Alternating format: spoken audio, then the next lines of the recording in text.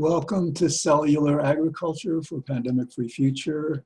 My name is George Ortega. This is episode number 35, and I'm recording it on Tuesday, August 25th at about 2:17 p.m. Eastern Time. All right, as I've said in the past, I'm trying to find a way to convey this message in a positive tone,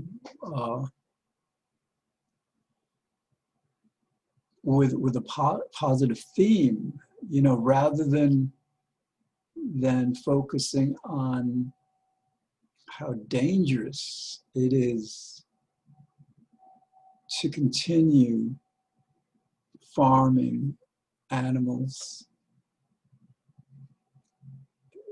It might be easier to accept what we need to do by exploring, I suppose, in a very religious sense,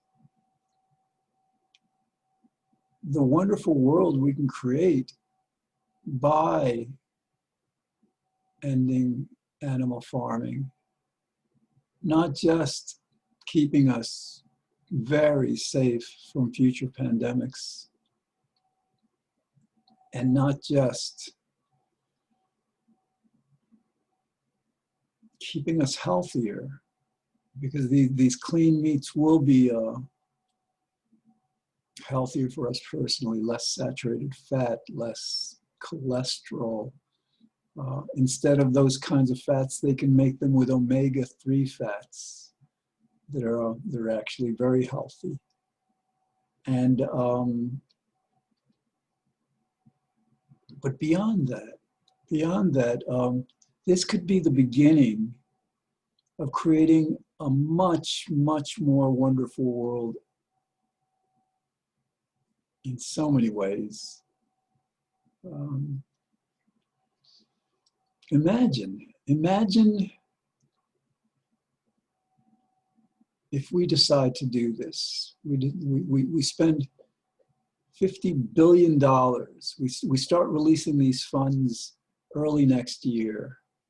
And the young researchers, the biologists and chemists, engineers that are needed to bring these cellular agriculture, clean meat products to market, they start working on it, and they become enthusiastic, and the problems emerge, the research and development problems, and they get publicized, and the really bright minds who are good at solving those kinds of problems get involved, and all of a sudden you have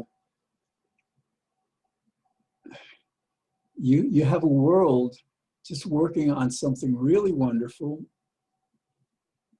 and it's the entire world. It's well, initially it'd be the researchers, but if we fast forward to, let's say, 3 years from now, when they've solved the research challenges, when those $50 billion have paid for enough researchers, enough equipment, enough resources to successfully meet the challenges, to actually build these plants, these food processing plants where this clean meat and fish and dairy and eggs will be produced 3 years from now. And we're producing them all over the world, not just in the United States, not just in the rich countries, but throughout the world, South America, Africa, Asia. And the entire world is involved in this grand endeavor.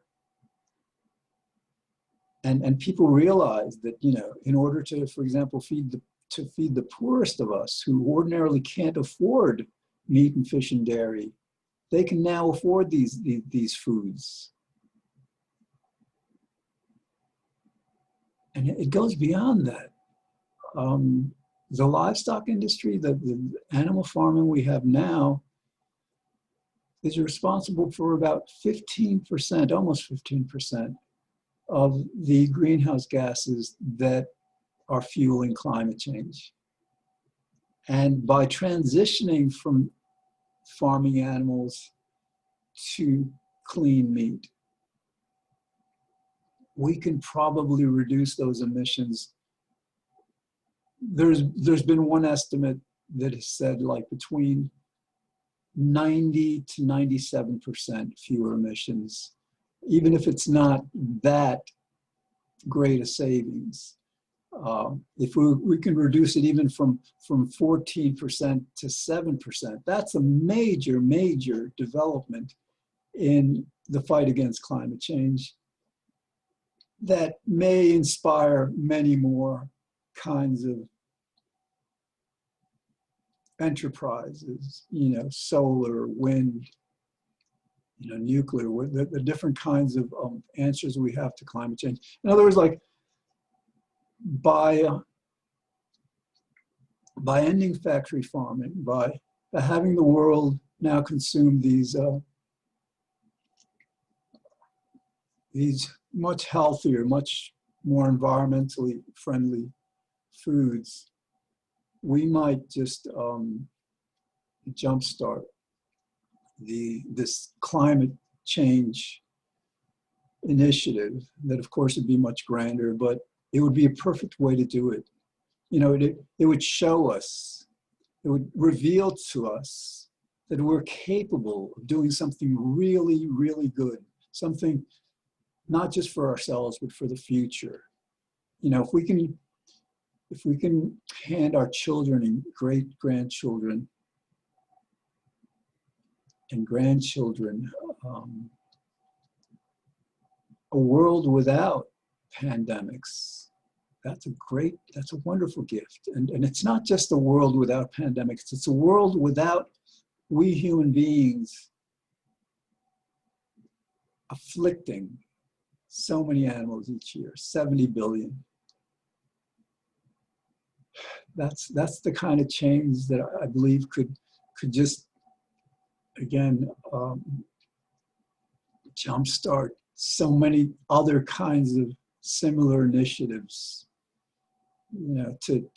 As we succeed with becoming much kinder to animals, to pigs and cows and chickens and all these animals, we will be awakening that kind of compassion for ourselves, for each other.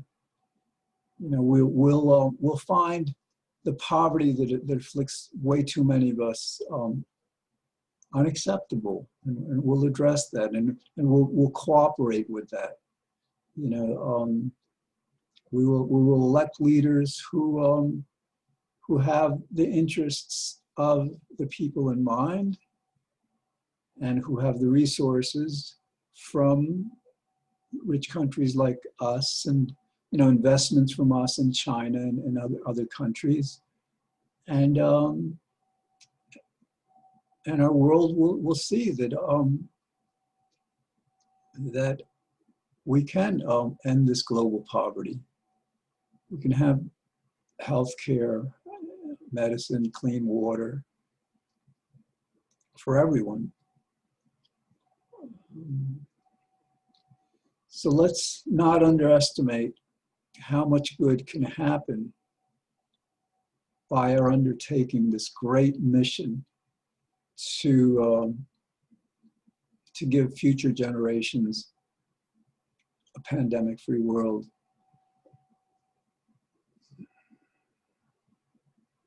And the wonderful thing is that we really don't have a choice in this. In other words, it pretty much has to happen, because the alternative is not anything that anyone wants.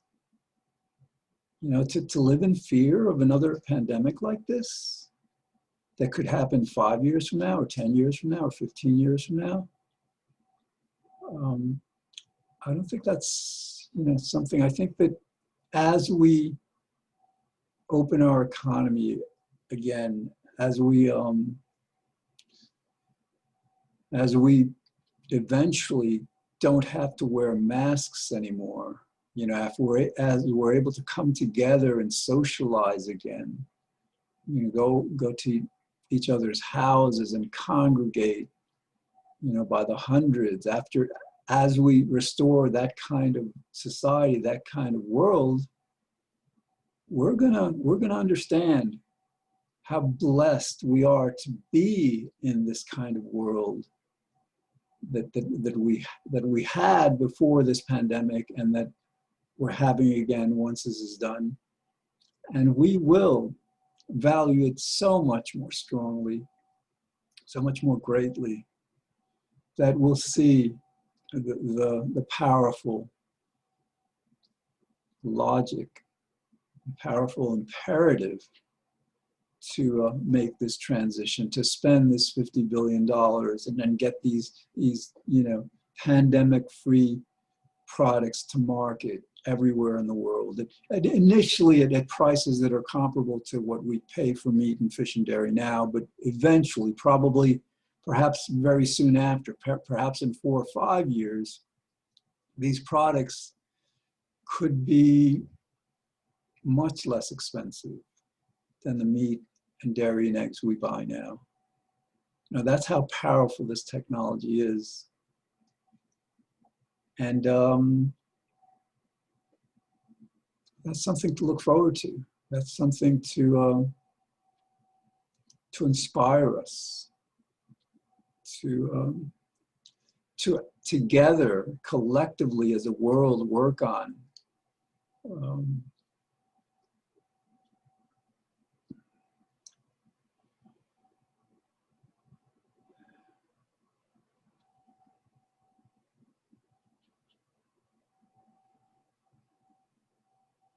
So yeah, it seems very new. It is very new. It's revolutionary. To no longer farm animals, to no longer afflict so many animals and incur God's wrath for such cruelty. To move from that kind of world to a world where all sentient beings are treated kindly, where we can probably, while decades ago it was necessary to conduct experiments on mice and rabbits and pigs, to provide cures for human conditions and medicines, to test that our medicines work. We're probably right now already in a world where our technology allows us to create our medicines without afflicting these animals. We probably know enough biochemistry and with computer analysis and all. Our technology is probably already advanced enough to then also do away with laboratory animals. And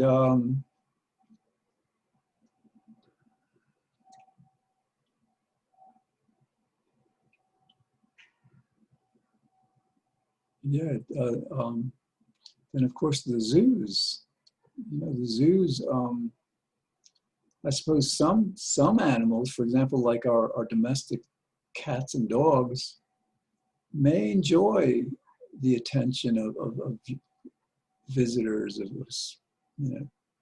spectators, like perhaps like the seals in an aquarium. Some animals may enjoy that, but we should probably also do away with the many animals in zoos that do away with the practice of keeping so many animals in zoos and in cages, where they're probably not all that content. Perhaps, like Yeah, just there's some zoos again that have these expansive grounds where the animals, you know, may actually fare better than in the wild because they're well fed. They don't have predators to worry about. But we'd look at that. But it's not just about the animals.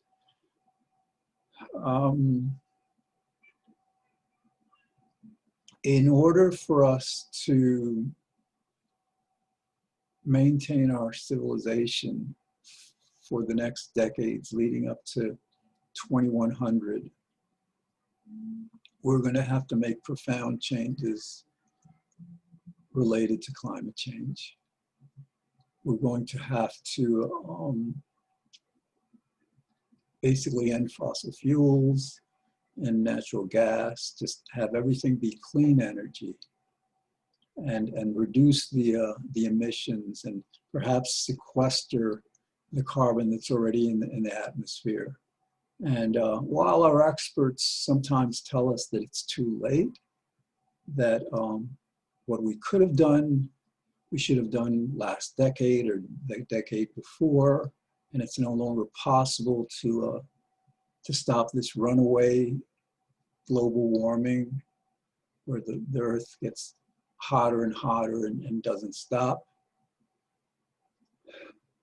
Sometimes these assessments are made on a business as usual scenario model where they don't account for extraordinary changes to our society, like, for example, transitioning from farming animals to cell cultured meat, and thereby reducing our carbon footprint by 7 to 10, 13, 14%. We might be able to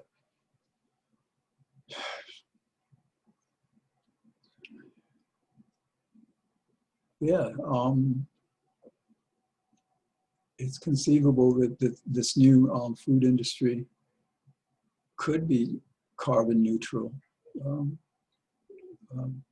That's a major goal, but the idea is that if we can succeed with transitioning from farming animals to cellular agriculture, we can demonstrate to ourselves as a world working together that that we have the will, the initiative, the resolve to finally tackle climate change successfully, effectively. Also think about how good we will feel doing this. You know, this is something, you know, the way we treat animals, many of us understand the cruelty behind it and we're in denial of it, but we understand it, you know, and I wouldn't be surprised if that understanding just exacts a price on our sense of well-being. You know, sometimes in order to feel as good as we can feel, as much happiness as we can feel, we sometimes need to feel that we deserve this happiness, that we're fulfilling our moral obligations. And so by transcending, by evolving beyond this factory farming system, we can also feel much better about who we are as a species. And that can even fuel greater accomplishments emotionally, interrelationally. We you know, as a result of a greater sense of morality and greater happiness, we can achieve greater social connections, better social connections. So that's what that's what we should, I believe, be focused on. You know, yes, we, you know, again, we may not realize it right now, but soon enough, we'll understand that the only way to protect ourselves from future pandemics is to make this transition. And as soon as that happens, then again, we might 2-3 years to do all the research, to build the factories. You know, we have the resources to do that. And think about it. Think, you know, this is like, this would involve the entire world. Research being conducted everywhere, construction being constructed. And for example, like right now, you know, we have the meat has to be shipped, the fish, the dairy, it has to be shipped, you know, sometimes like hundreds or perhaps thousands of miles.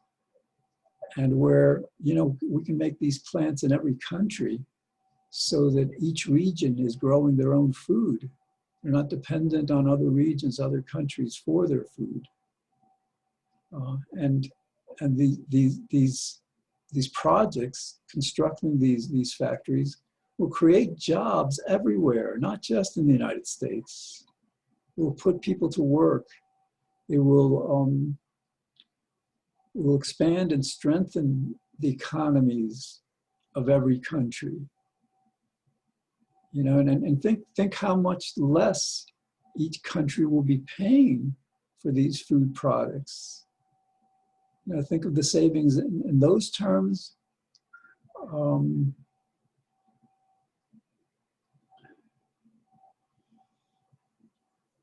Yeah, so it's because it's something that has to happen for us to be safe. It's something that almost assuredly will.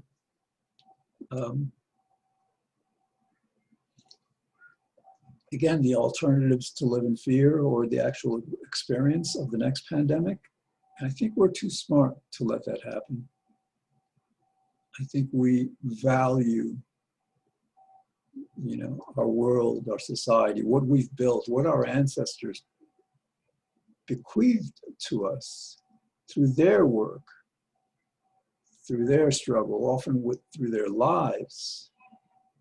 You know, we've created a wonderful world that needs to be made more wonderful for it to continue, for it to be sustained. And so, so that's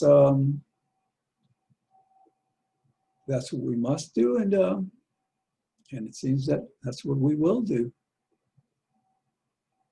I like delivering this kind of message. It's harder for some reason for me. I'm not sure why.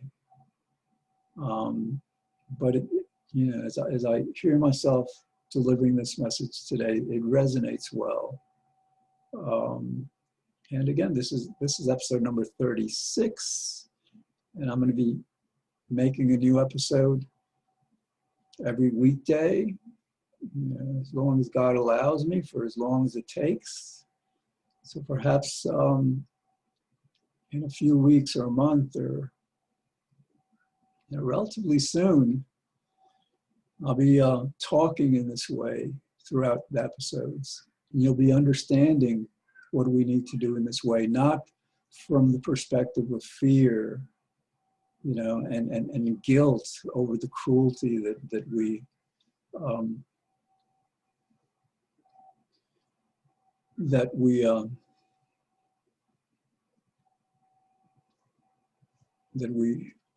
afflict all those animals with.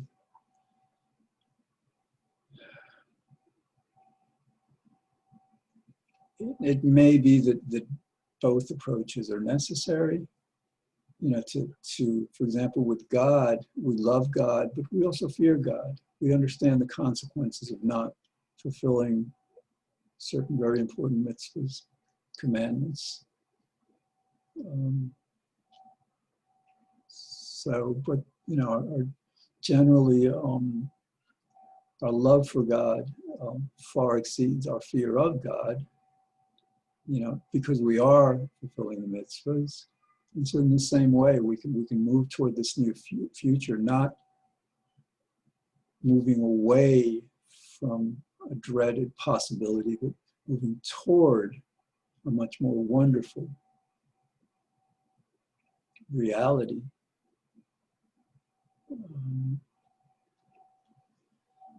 All right.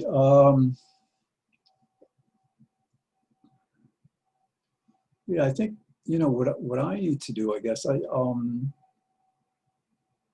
gonna like look to the internet for some inspiration on how to deliver this kind of message, you know, the message of hope, message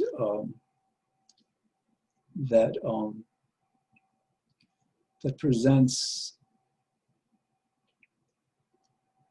a far more wonderful future, you know, and encourages us and motivates us to move toward that future, to become better people, to become much better people. If I can't find much material, then I'll learn by practice. I'll, you know, keep doing this until hopefully we'll get better and better, and it'll work. All right, well, we have about a minute and a half left. Hope you're having a good Wednesday. You know, watch this program every Monday through Friday here on White Plains Community Media, channel 76 if you get Optimum, 45 if you get Verizon. And the episodes are also on video on YouTube. And you can also listen to the episodes, the audio versions, through iTunes, Spotify, and some other platforms. You know, on your cell phone, mobile phone, on your iPad, or tablet.